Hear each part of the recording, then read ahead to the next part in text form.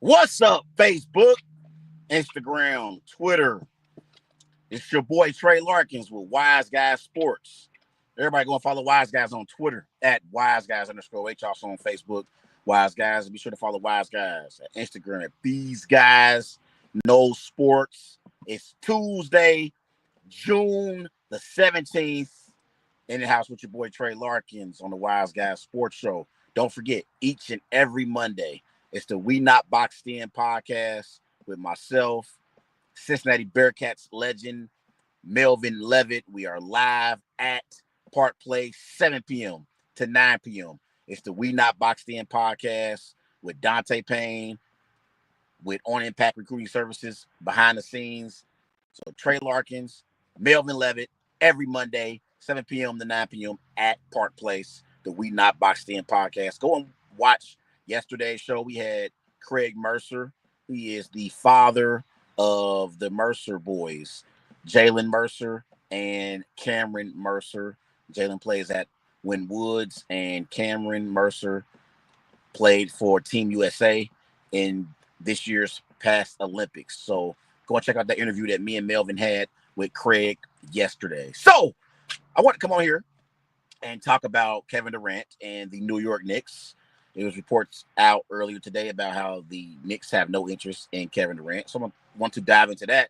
Also, I want to talk about the NBA Finals. And obviously, by us being in the NBA Finals right now, let's discuss the NBA Finals first. Last night, the OKC Thunder beat the Indiana Pacers 120 to 109 in Game 5 of the NBA Finals. For the Thunder, Jalen Williams was balling. He had 40 points, shot 14 of 25 from the floor, 6 rebounds. SGA had 31 points, shot 9 of 21 from the floor, 10 assists. And Siakam finished with 28 points, 6 rebounds for the Indiana Pacers. So the biggest takeaway for me, obviously, the Thunder took a 3-2 lead over the Indiana Pacers in the NBA Finals. But my biggest takeaway from Game 5 was the Pacers actually played well in Game 5, despite losing by 11 points. The Pacers shot a better field goal percentage from the floor than the Thunder. The Pacers shot 45% from the floor. The Thunder shot 43% from the floor. The Pacers out-rebounded the Thunder 50 to 45. The Pacers outscored the Thunder in bench points 43 to 27. And the Pacers outscored the Thunder in points in the paint 48 to 42.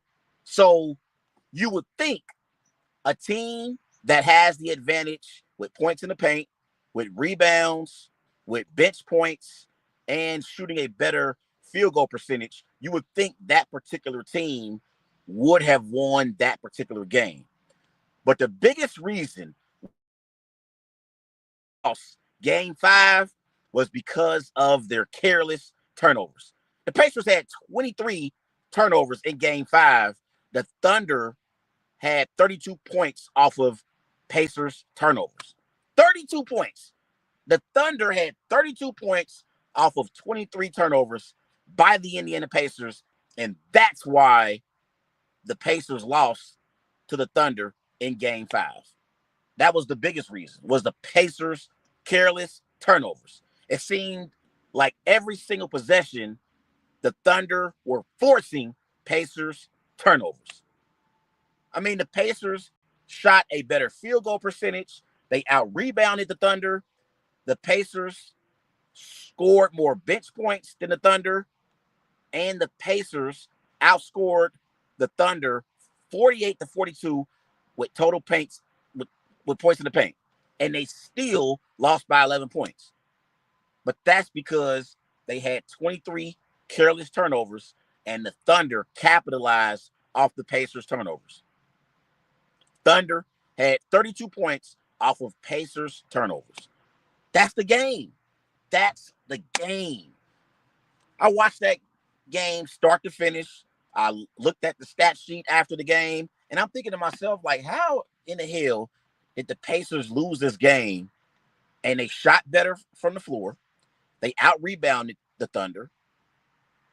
They had more bench points than the Thunder. And they had more points in the paint. How do you lose that game? They lost that game because of their 23 turnovers. Again, Thunder scored 32 points off of 23 Pacers turnovers. Another reason why the Pacers lost game 5 was because SGA and Jalen Williams turned into the second coming of Michael Jordan and Scottie Pippen. Those brothers was balling last night. They both were balling. SGA and Jalen Williams combined to score 71 points. I believe they shot 23 of 46 from the floor, which is 50%. They shot 22 of 26 from the free throw line. So the Thunder's two best players in SGA and Jalen Williams both were balling last night. I didn't know if it was SGA and Jalen Williams or Michael Jordan and Scottie Pippen out there last night. That's how great SGA and Jalen Williams played last night in game 5. And I'm going to give a big shout out to Jalen Williams. Jalen Williams has been balling in these last 3 games for OKC. And that was actually one of my biggest questions coming into the NBA playoffs. Will Jalen Williams emerge as a consistent second option that the OKC Thunder can depend on? Like the Celtics depend on a Jaylen Brown. Like the Knicks in this year's postseason has depended on a Karl-Anthony Towns. Like the Nuggets can depend on Jamal Murray. That was one of my biggest questions about Jalen Williams. Can the Thunder depend on Jalen Williams to be that second consistent option for this basketball team? And he has been balling in these last 3 games for the Oklahoma City Thunder.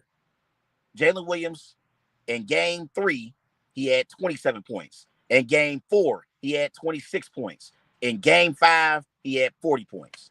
So he has been balling in games 3 through 5 for the OKC Thunder. Now, the first 2 games, I believe he had like 19 points and 17 points in games 1 and games 2. But in games 3 through 5, 26 points in game 3, 27 points in game 4, and 40 points last night in game 5. Jalen Williams has been balling for the Thunder. And he has elevated his game as the NBA Finals has went along. So one of the reasons why the Pacers lost game 5 was because of their 23 turnovers. And the Thunder capitalized off those 23 turnovers with 32 points off of Pacers turnovers. And the other reason why the Pacers lost game 5 is because SGA and Jalen Williams turned into MJ and Scottie Pippen. Another reason why the Pacers lost game 5 was because of Tyrese Halliburton. Tyrese Halliburton had 4 points, shot 0 of 6 from the floor, 0 of 4 from three-point range. He was pathetic in game 5. Now, I know Tyrese Halliburton is dealing with a calf injury, but it's the NBA Finals. We don't want to hear about excuses. We don't want to hear about injuries. Everybody is injured at this time of the season in the NBA. Everybody that's playing in the NBA Finals is currently dealing with some type of injury. So I don't want to hear that Tyrese Halliburton is dealing with a calf injury. He was awful in game 5. 4 points. 4 points from your point guard in a pivotal game 5. That's not going to get it done. That is not going to get it done. Now, Pascal Siakam showed up. He had 28 points for the Pacers in game 5. But Halliburton did not hold up his end of the bargain. And that also was a part of the reason why the Pacers lost game 5. 4 points, bro. 4 points. Now, Tyrese Halliburton has had a great playoff performance overall. He's had a great performance in the playoffs so far for the Indiana Pacers. He's had multiple game-tying or game-winning shots in this year's NBA playoffs. But him only scoring 4 points in a pivotal game 5 is the reason why Tyrese Halliburton cannot be considered a superstar. Now, I do believe Tyrese Halliburton is a top 5 point guard in the NBA, and he has established himself as a bona fide star. Okay? Tyrese Halliburton is a star in the NBA, but he is not a superstar.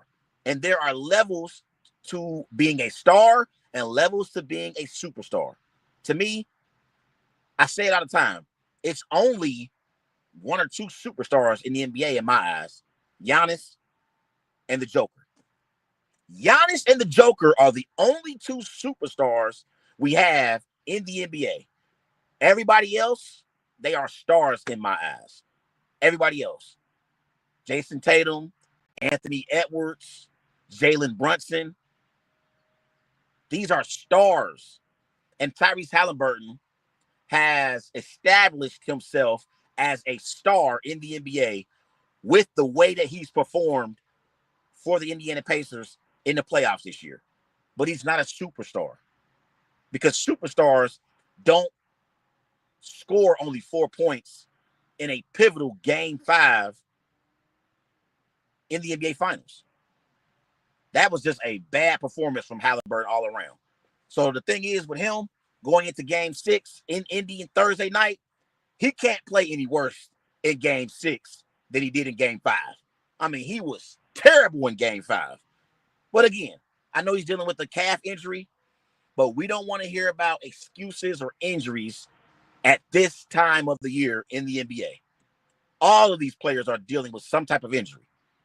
So if the Pacers want to have any chance at being able to force a game 7, they're going to need more out of Tyrese Halliburton in game 6. Otherwise, my prediction coming into the NBA Finals will stand correct. It will be Thunder in 6. Thunder in 6. But in the last 5 quarters in the NBA Finals, the Thunder have outscored the Pacers. In 4 out of the last 5 quarters in the NBA Finals, including game 4, fourth quarter, the Thunder have outscored the Pacers in 4 out of the last 5 quarters in the NBA Finals, dating back to game 4, fourth quarter. So between game 5 and the fourth quarter of game 4, the Thunder have outplayed the Pacers. They've simply outplayed the Pacers. And I can't say enough about the job that Jalen Williams has done. I have to give some credit to Marc Daigneault as well, the head coach for the OKC Thunder, because in game 4, Marc Daigneault made a key adjustment in game 4 in the NBA Finals. He didn't play SGA the entire first quarter. So he gave SGA enough energy for the fourth quarter when it was time to close. And SGA has been the ultimate closer for the Oklahoma City Thunder in the playoffs this year. He was the scoring champion during the regular season. He won NBA MVP in the regular season, and he is well on his way to winning NBA Finals MVP to cap off a successful / great season for a great player in SGA. So big shout out to Marc Daigneault. He made a key adjustment in game 4 by benching SGA for a few minutes in the first quarter and sitting him down on the bench.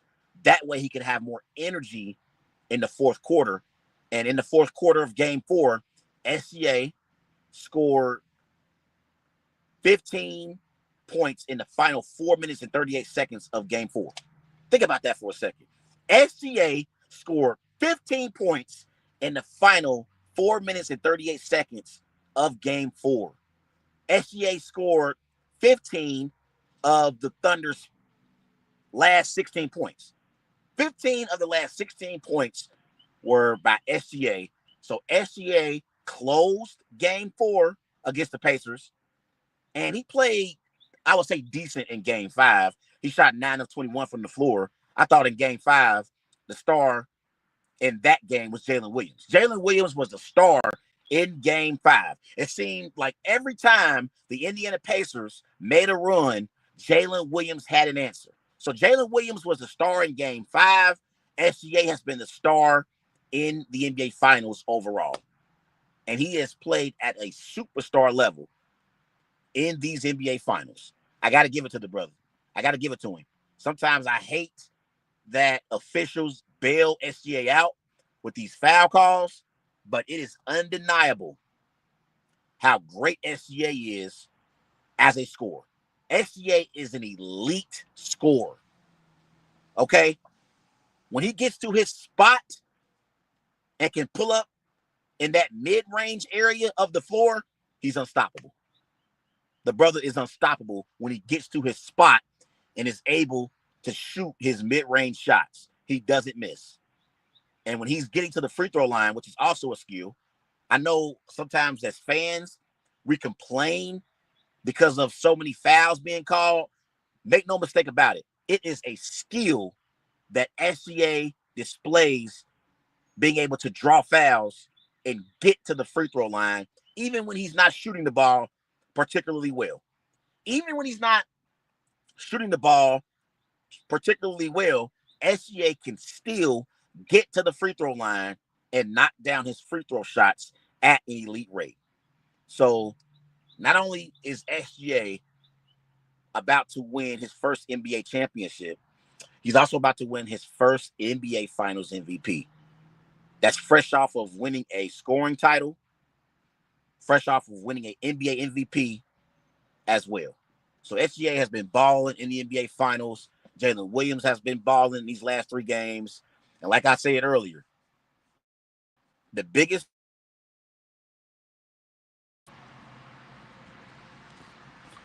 reasons why the Pacers lost in Game 5 was because of their 23 turnovers. Thunder scored 32 points off of those Pacers' 23 turnovers. They lost because of Tyrese Halliburton's bad performance, only scoring 4 points, shot 0 of 6 from the floor, 0 of 4 from three-point range. And they also lost because SGA and Jalen Williams turned into the second coming of Michael Jordan and Scottie Pippen. That's why the Pacers lost Game 5. It's that simple. It's that simple. So I'm interested to see how the Pacers respond in Game 6. Game 6 will be back in Indy Thursday night.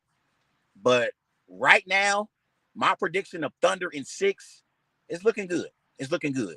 But I do hope the Pacers can force a decisive Game 7 back in OKC Sunday night. But man, I just looking at the stat sheet, I just was amazed. Like, man, how did the Pacers lose this game? Again, the Pacers shot better from the floor than the Thunder. The Pacers had more bench points than the Thunder, 43-27. The Pacers out-rebounded the Thunder, 50-45.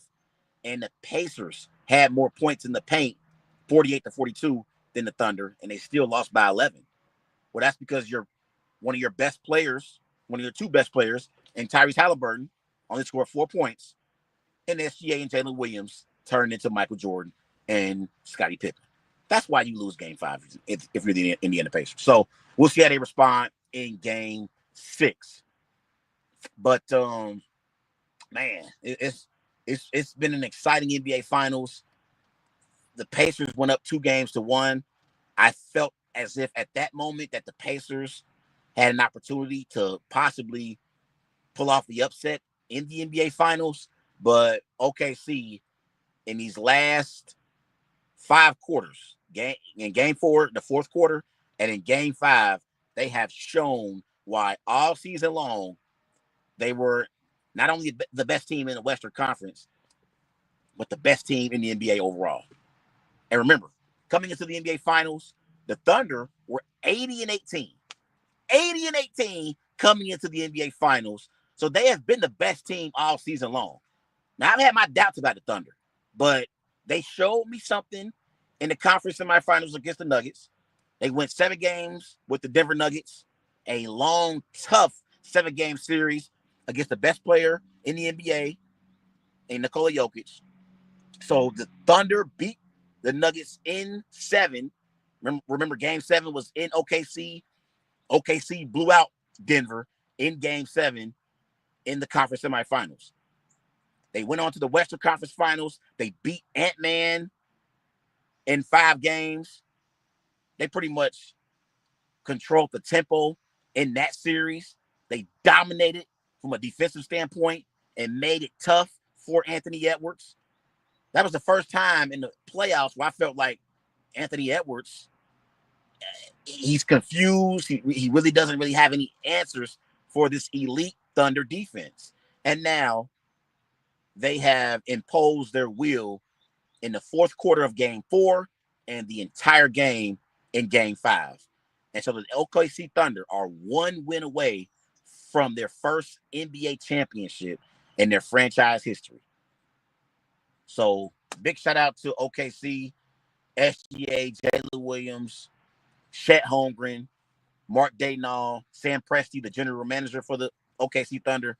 Big shout out to them boys. We'll see if they can finish off the Pacers Thursday night in that town and capture their first NBA championship in franchise history. And I'll definitely get into that if they do, because I got my thoughts on that as well. But we'll see if they can get it done. Now, let's go to New York. Let's talk about the New York Knicks. So there are reports out earlier today from ESPN's Marc J. Spears about how KD was interested in joining the Knicks, but the Knicks had no interest in Kevin Durant. So the love was not mutual. Kevin Durant was interested in joining the New York Knicks, but the Knicks have zero interest in Kevin Durant. The first 2 words that came to my mind when I saw the reports of the Knicks not being interested in Kevin Durant were the audacity. The audacity of the New York Knicks to not have interest in Kevin Durant. The New York Knicks have not won an NBA championship in 52 years. It's been 52 years since the last time the New York Knicks won an NBA championship. The New York Knicks, outside of this year, have not been relevant in the Eastern Conference since 2000. This year was the first time since 2000 that the New York Knicks actually made noise in the NBA playoffs. This was their first Eastern Conference Finals appearance since 2000. The New York Knicks have not been a championship contender since the 90s. And they have the nerve, the audacity to not be interested in Kevin Durant. Kevin Durant is a great, and I do mean great, scorer. Kevin Durant is one of the greatest scorers in NBA history. Kevin Durant is a 2-time NBA champion, a 2-time NBA Finals MVP, and for his career, Kevin Durant has averaged 27 points per game on 50% shooting from the floor. He is one of the greatest scorers in NBA history. Make no mistake about it. As great as Carmelo Anthony was, as great as Kobe Bryant was, as great as Michael Jordan was, me personally, I don't believe there has really been anybody better than Kevin Durant when it comes to scoring at an efficient rate and being able to get any shot that he wants. Now, Michael Jordan and Kobe are more clutch and more mentally tough than Kevin Durant is. But Kevin Durant is arguably the greatest scorer in NBA history. And even at age 36 or 37, whatever the hell his age is, Kevin Durant would instantly make the Knicks better if they acquired him. Even at 37, Kevin Durant is better than Karl Anthony Towns. I'm going to say it again. Even at 37, Kevin Durant is better than Karl Anthony Towns. Because Karl-Anthony Towns actually played well in the playoffs this year for the Knicks. So I'm not going to be too critical of Karl-Anthony Towns. And I do believe that Karl-Anthony Towns is the best shooter as a big man. But Cat's no KD. Cat is no KD. So for the Knicks to have the audacity, the nerve to say that they are not interested in Kevin Durant whatsoever is ridiculous to me. That's insane. And I don't know who it's coming from, whether it's Leon Rose in the Knicks front office, whether it's James Dolan, the owner. That is absolutely ridiculous because even at age 37, Kevin Durant makes in the NBA better. Any team.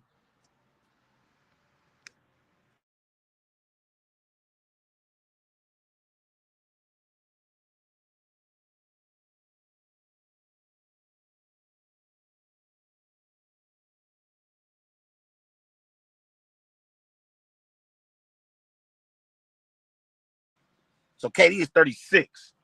He'll be 37 in September. So by the time the NBA season rolls around, KD will be 37 years old. But nevertheless, even at 37, Kevin Durant instantly makes the Knicks a better basketball team. You pair up Kevin Durant with Jalen Brunson, because that's the thing with the Knicks. I believe that the Knicks overachieved this year. I believe this year, the New York Knicks reaching the Eastern Conference Finals, they overachieved. And I think as great as Jalen Brunson is, I have questions about whether or not you can win a championship with a point guard that's Jalen Brunson's size. I got questions about that. Like, I don't know if a team can win an NBA championship with a point guard who's their best player, who's the size of a Jalen Brunson. But I guarantee you that the Knicks would be more respected and would be viewed as legitimate championship contenders if they acquired Kevin Durant. Because in the fourth quarter, you don't just have to depend on Jalen Brunson, even though Jalen Brunson, he won the Clutch Man of the Year award. Make no mistake about it. With Kevin Durant in the lineup for the Knicks, we know who's going to get the ball in the fourth quarter in clutch moments. And it won't be Jalen Brunson. It will be Kevin Durant. So I think it's crazy that the Knicks have no interest in Kevin Durant. Again, Kevin Durant, there are reports out there that he's interested in the Knicks, but the Knicks are not interested in Kevin Durant. So the love is not mutual. But that is ridiculous. That's ridiculous. But I'm just overall, like less than a few weeks ago, we were talking about how the Knicks had a chance to reach the NBA Finals. Now he's sitting here thinking about the Knicks and they still don't have a head coach. Remember, I came on here a few weeks ago and I said the fact that the Knicks fired Tom Thibodeau is absolutely ridiculous. And they still have not replaced Tom Thibodeau. They haven't. And I said a few weeks ago, unless you can replace Tom Thibodeau with the Ty Lue, with the Eric Spoelstra, maybe even a Jason Kidd, I would understand why you would move off of Tom Thibodeau. But the Knicks, they're interested in Mike Brown and Taylor Jenkins, the former Memphis Grizzlies head coach. So they have not replaced Tom Thibodeau yet.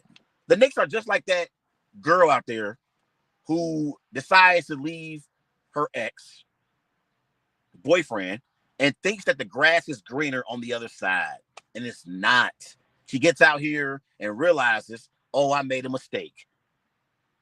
My ex-boyfriend wasn't as bad as I thought. That's what the Knicks are realizing right now because they have not replaced Tom Thibodeau yet. I'm still waiting on the Knicks to replace Tom Thibodeau. And again, you're not going to bring in a Jason Kidd. You're not going to bring in a Ty Lue. You're not going to bring in an Eric Spoelstra. So what was the point in firing Tom Thibodeau? I don't understand for the life of me why the Knicks fired Tibbs. I don't get it. I do not get it. Tibbs, in 4 out of his 5 seasons, led the Knicks to the postseason.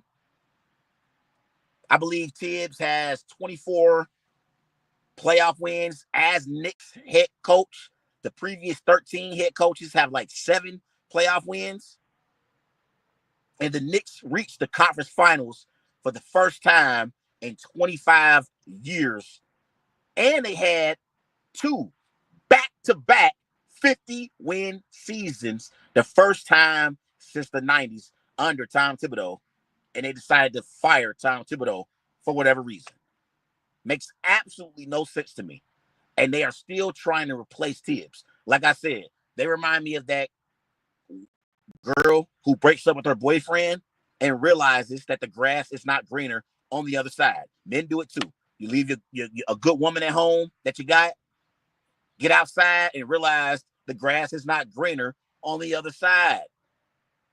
And realize that the dating pool is trash. That's what the Knicks are realizing right now in their head coaching search. So, unless the Knicks have a chance to bring in Giannis, that's the only thing I could think of that would make them not be interested in a Kevin Durant. The only way I would not be interested in a Kevin Durant, I would never even come out and say it, even if I wasn't interested in Kevin Durant. If I were the Knicks, I wouldn't come out and say it.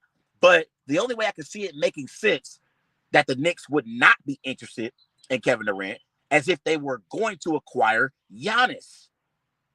But guess what? They can't even give up 4 first-round picks for Giannis because they gave up 4 first-round picks for Mikal Bridges. Just crazy. But we'll see what happens with the New York Knicks. Again, them firing Tom Thibodeau was a bad move in my eyes. I don't believe that Mike Brown or Taylor Jenkins are necessarily better options at the head coaching position than Tom Thibodeau is. So we'll see what the Knicks do moving forward. But those are my thoughts on the NBA Finals and the New York Knicks. Don't forget, each and every Monday, it's the We Not Boxed In podcast with Trey Larkins, yours truly, and Melvin Levitt and Dante Payne with On Impact Recruiting Services behind the scenes. So Wise Guys Sports, Melvin Levitt, and On Impact Recruiting Services each and every Monday, 7 p.m. to 9 p.m. at Park Place in Forest Park, each and every Monday. So I'll be back on here in a few days discussing the NBA Finals and some NFL I'll probably get into as well later on in the week. Everybody go and follow Wise Guys on Twitter. Also on Facebook, Wise Guys. And be sure to follow the Wise Guys on YouTube, TikTok as well. I'm Trey Larkins, y'all, signing off. Y'all enjoy y'all Tuesday. It's Taco Tuesday. Trey Larkins signing off on this Tuesday, June the 17th. Happy Juneteenth. Juneteenth will be Thursday. My job gave me off on Thursday. Every job should give their employees Juneteenth off. Every job. Juneteenth should be a national paid holiday for everybody. The same way we celebrate Christmas and Thanksgiving, we should also celebrate Juneteenth. And I know I will be celebrating Juneteenth Thursday, June the 19th. Excited about that. Y'all enjoy y'all Tuesday. Peace.